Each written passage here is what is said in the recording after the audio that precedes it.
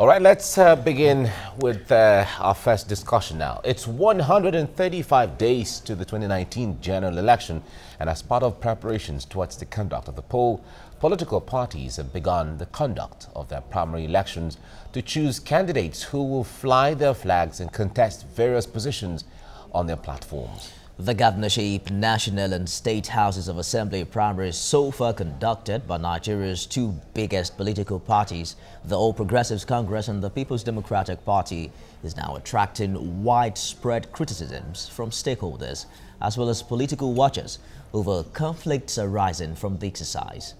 In some southern and eastern states, two governorship candidates emerged on the platform of the same party to contest one governorship seat. In the north, protest and jubilation greeted the emergence of some aspirants as the candidates of their party, while in some southwestern states it was a fight to finish as aspirants resorted to mudslinging and the use of unprintable invectives just to discredit the rivals. Well, Dr. Diana Kerry is still here with us. It's an interesting development in the past few weeks. It's like governors are shut down across board and focus is on who becomes candidate of respective party. When we put all of this together, what people are saying is we seem to have an internal political system that doesn't even field the most competent candidate to run in elections. How can this be dealt with? Well, it's difficult to deal with it because it's part of the nature of political parties. You know, political parties don't necessarily feel the best. They feel they feel they are comfortable with. You know, it's all over the world. Now, if you leave the system to sort itself out without these political parties, what you will find will be totally different from what you get. You know, but we've discovered that over time, the 4-year term that we have for each, both the governors and the president, out of this 4 years, 3 years I had devoted to governors, then 1 year to politics. Because from this moment, in fact, a few months ago, the system actually started. You know, it's just that we are not talking about the heat of the period, the primaries, but this process actually started some months ago, and since then, proper governance has ceased in so many places.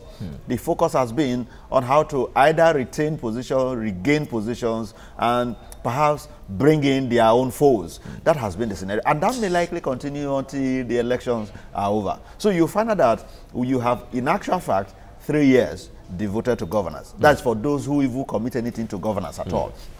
Talking about the intrigues that are playing out. You see, by its very nature, and it's part of the challenges that, some people have raised concerning party politics. Unfortunately, too, it is difficult for you to run a political process in our own kind of environment, in modern, states, without political parties. Because how do you, harmonize the issue of candidature? All right? So it becomes difficult. Now, for a political party to produce a candidate, they may not likely go outside the party to look for. Even within the party, perhaps the man or the woman who is best qualified might not be the one who will dance to the tune of the party leaders. Don't forget that parties are funded. And those who bring this money are not just philanthropists. Even for those you call philanthropists, their philanthropy is for a reason.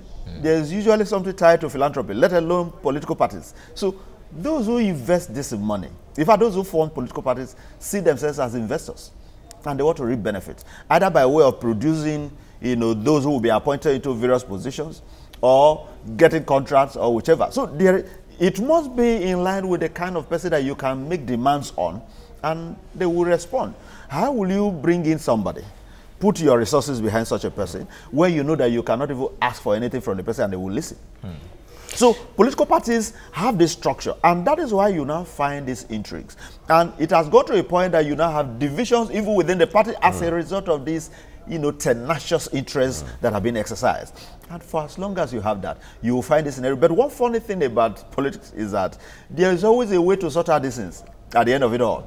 Either by way of reconciliation or people align their interests. So if at the end of the day you feel you are not comfortable with this particular party as a result of one thing or the other that has happened. And that is why today you find, a lot of the members of APC are actually originally PDP members.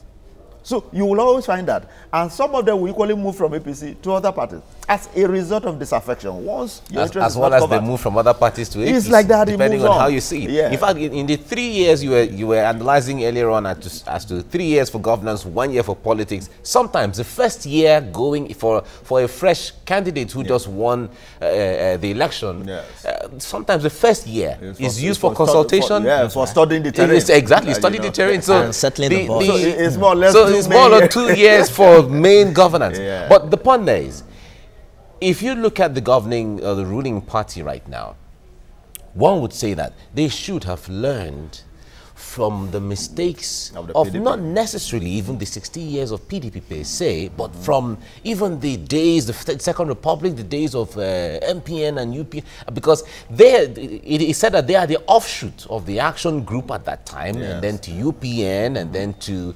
SDP, and then here we are right now, SDP in the Third Republic. But we still have crisis in this political party. Are political parties really learning lessons from the past? You see, it will be easier to learn if you've had those parties sustained from that period to now. You see, we have always been having new processes, new entrants, new bodies. If we had the AC, the action group of those days, if it had continued till now, definitely there would have been some level of stabilization. By now you would have been able to identify the interest, the ideology, and where you align your interests will be in line with the ideology you believe in. It would have been likened to the ANC in South Africa. Are you getting it? South Africa. Because those parties have been able to stamp their feet, they've been able to project themselves such that you know where they belong. It's on the basis of that you can call a party a Democratic Party in the US and the other Republican and all of that, because their interest, the ideology is so clear. You can identify that. Now, we've never had that. Each time we have in these dispensations, they are usually truncated, you know, by a kind of system that will not even give us room to remember what happened before. Are you getting it? Yeah, the military incursion has been a major challenge. As a matter of fact, 90% of the political woes of Nigeria are attributable to the military incursion. They disorganize the entire system. Even the structure, the state itself, it is the military that has created this unitary system that we had our regions functional before the first military coup, and then brought a unitary system, which we are still running. And that is the only way the somehow. military can survive. They will never operate a federal system. It will always be, because it's all about command and control. So once you operate a system like that, you want to take instructions from the center. And for as long as the instructions are taken from the center, then this challenge will continue. And what we are suffering today is part of that, because we've not even changed it. We call ourselves as a Federal Republic of Nigeria. There's truly nothing federated about Nigeria. We just have states created by the Constitution. Now, when you look at the various federal structures in other places, look at the US, for instance. It's not the Constitution that created the states. These were autonomous states that decided to align, decided to come together. But in the case of Nigeria, it is the Constitution that is creating. But you had regions that are just natural, that ordinarily would have been. So we have ethnic groups that are not a creation of any constitution. So if the federated units were in that manner, those natural entities, it would have been easier, because those ones will be able to determine what and what to do, how to come in. Today you have about 50 or more states in the US. The United States of America was not actually from the beginning a gathering of up to 50 states. But along the line, as others see what is happening, they decided to align. Well, it's like we'll get some protection. It's like we'll get better with this arrangement. So that is how they came in. But that's not what you find there. So apart from the military structure disorganizing it, you now have the kind of greed that is growing among and mutual suspicion. Today you have a governmental system of turn by turn. What you even call democracies now is just a laughing stock, because as we speak today, a lot of the contestants for the office of the president are from the north. PDP decided to zone theirs to the north because the APC's candidate is coming from the north. And I'm very convinced that there are many other parties that want to do that, because they now feel there is a turn of the north. What is democratic about that?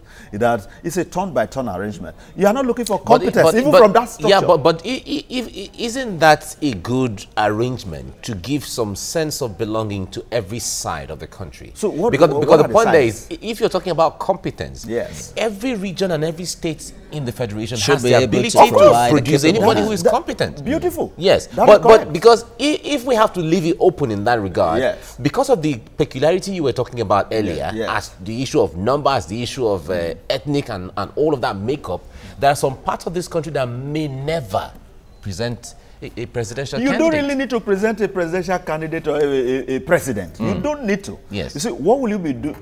A lot of us are not going to be president. But are we not Nigerians? Don't we have a stake? You see, what matters is for the president to do what is demanded of him, of that office. But the isn't moment you are able to do that, who cares about who becomes the president? Dr. Kerry, That is but not the situation. isn't that what the issue is, where they say, okay, you rotate the president or rotate the governorship to either the west or the south or the north or the central, as the case may be? Yes. Because the point there is that whether you produce the president, sometimes it doesn't even make you better off. If you look at the states in Nigeria that have produced presidents, how well off are they different from other states? You know, but look at the belonging. No, but let's look at it this way. Okay. All right.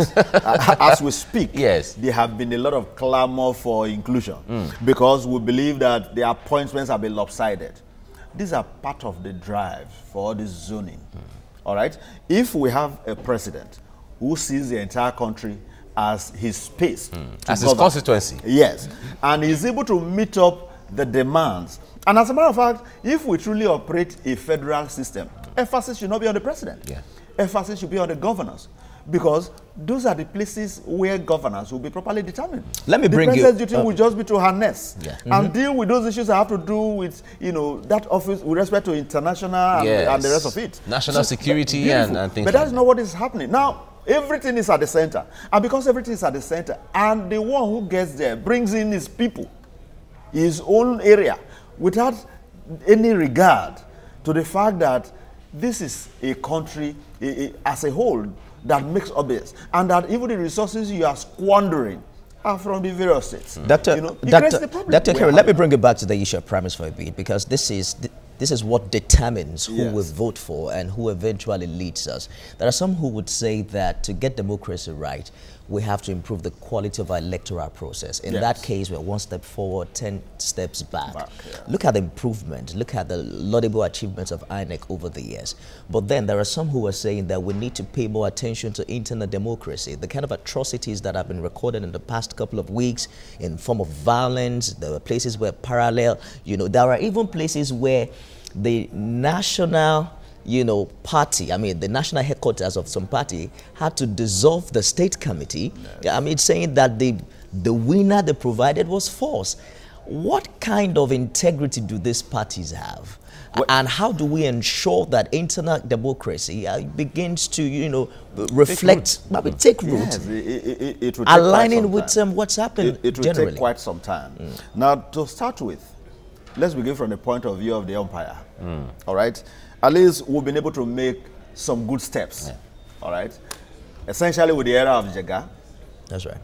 Interestingly, the man who is, you know, saddled with the responsibility today worked with Jega.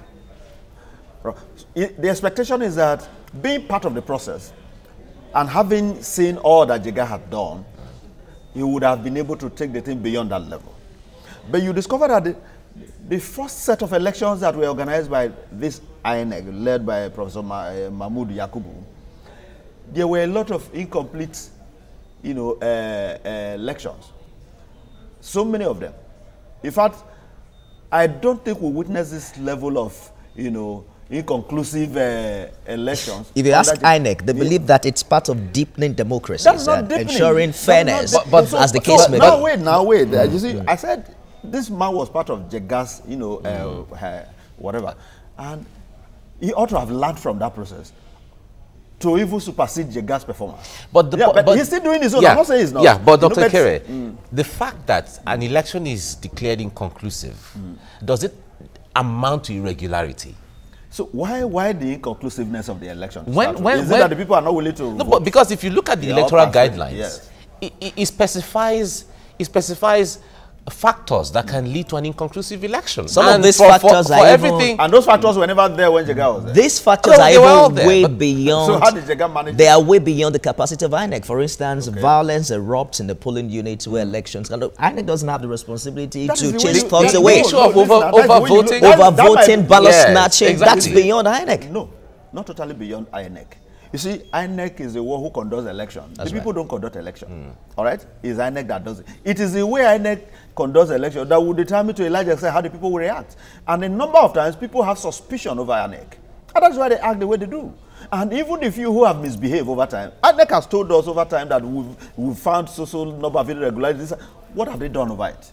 You see, so if you've been given responsibility, we see referees on the field of play. When a player is, when a player fails to conduct himself the way he should, they know how to deal with such a player. Do you think that the umpire... And the player does not stop the game. Do you think the umpire should play more prominent role in primary elections? Of course, they observe as the case may be. And a lot of these but given the level of irregularities, it appears they should even conduct the election. In number of you see, in a number of occasions, that would be taking the responsibility out of the political party. INEC is even part of that problem, because they will monitor the primaries. You'll find, two parallel bodies organizing primaries, that they will still have issues with declaring who is the authentic, winner. In some cases, they even monitor both, if I'm not mistaken. Because if we know clearly that if INEC does not monitor your primaries, whoever emerges is in futility. Yeah, but at that level, INEC the laws only gives INEC the observatory role. It is primary election is totally the responsibility of the political party. So it is the party that should harness and arrange and harmonize. No, that would be wrong, because if it's all about, you see, if I go to a meeting to observe, all right, I don't have any say over the decision of that meeting. Okay? And you will say because I observed or I refuse to observe that the thing is not authentic. But do you know that if INEC fail to observe your primaries, it will not be recognized? Yeah, of course. So it goes beyond mere observing. It means that there is something higher than observing. Because if your observing would determine what is authentic about my activities, then there's a role you are playing.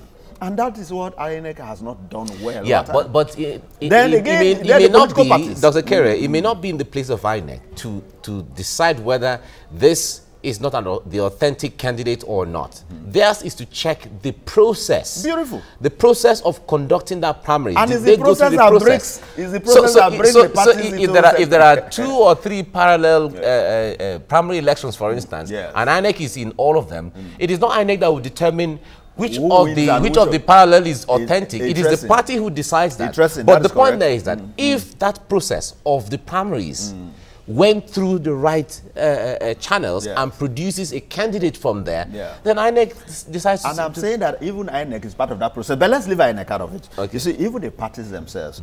Now, you find over...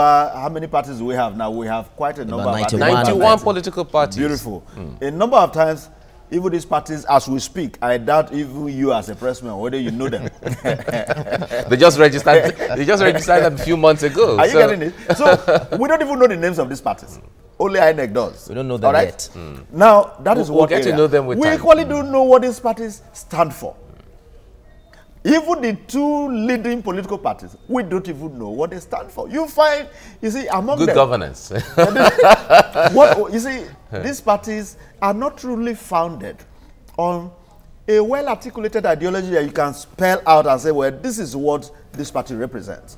Because if there is such clear ideology, you will find this, kind of scenario we find ourselves where PDP can easily defect and move to APC and feel comfortable until they now find a point where they couldn't get Dr. Kere, because of time, let us quickly talk about the emergence of direct primary.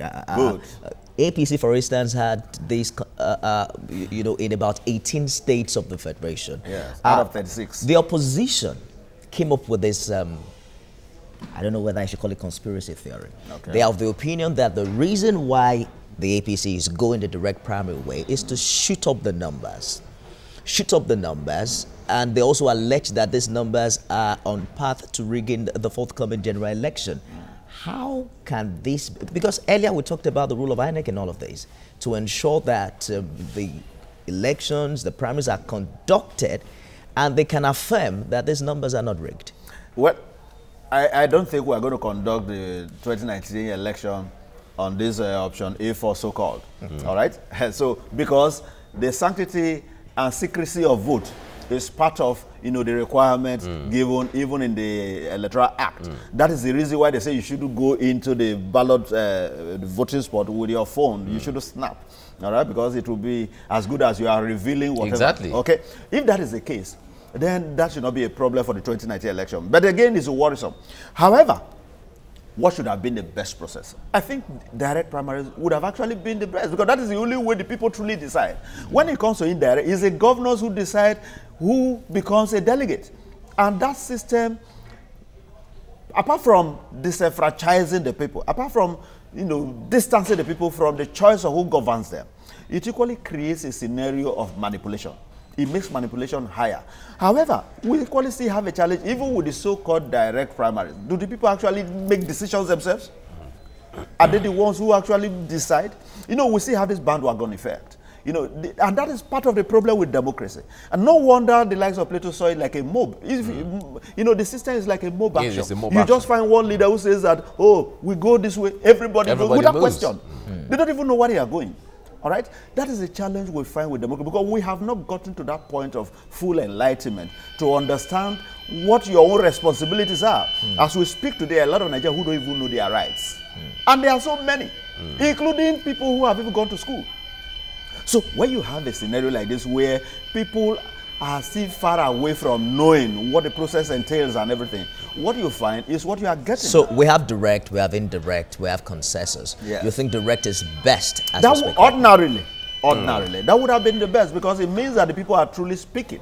You know, but it's a scenario of the more you look, the less you see. Yeah, but in fact, the concept of direct election, the direct primary election, where a candidate's picture or he stands, or she or she stands, and then everybody comes to queue behind him. Is that a modern? Some people have argued that it's not a modern way of conducting elections anymore. That's the option A modern for. about It doesn't mean that a direct primary can't also take the form of a secret open ballot system. Secret ballot system. So what is direct about that? The fact that not just delegates are involved now. Okay. All members get to choose. It is the format with which they vote that differs. Yes, the question of, okay, maybe you casting your vote by paper and the rest of it. That is another way. But at the same time, too, why do we even hide when we want to support somebody or not? Why hide your face? If truly this is the man you stand behind, why hide your face? You know, I don't see anything wrong with it. I don't. But I think that there are a lot of people who are always afraid of becoming the enemy. That, oh, I saw you killed behind Mr. A. That's the challenge. Those fears could equally make people not to express themselves the way they should. Dr. Kerry, so an analyst was saying some time ago that voting is a product of an emotional feeling, just like demand is in economics. You just have a feeling, you just like something and you want to. So the point there is that people who come to queue behind someone can do it out of the sentiment of the fact that, okay, the whole family is here, so let me join them. Not because you're so convinced, especially when you don't have candidates that you necessarily believe in. So but it should be your prerogative. It should be your own decision. Nobody knows that you should vote for whom you want to vote for. Good. That is why it is seen that way as a crude way of conducting elections. You see, emotions are usually expressed. Emotions could be inner, but the expressions will show. Exactly. And that is why what the emotions stand for. Put it in the paper and let it express itself in the numbers. You would have expressed the emotion openly. You could stand behind the person, the emotion is already, acted upon. So it doesn't really change any issue. But I equally buy into the idea that it could have been the secret type. The open secret ballot. If the electoral system has actually provided for secret balloting, all right, I expect that the same thing should have trickled down to the political parties, such that the parties will equally operate in that manner. Even if you are going to do it an open system, let the vote be secret. That would have been better.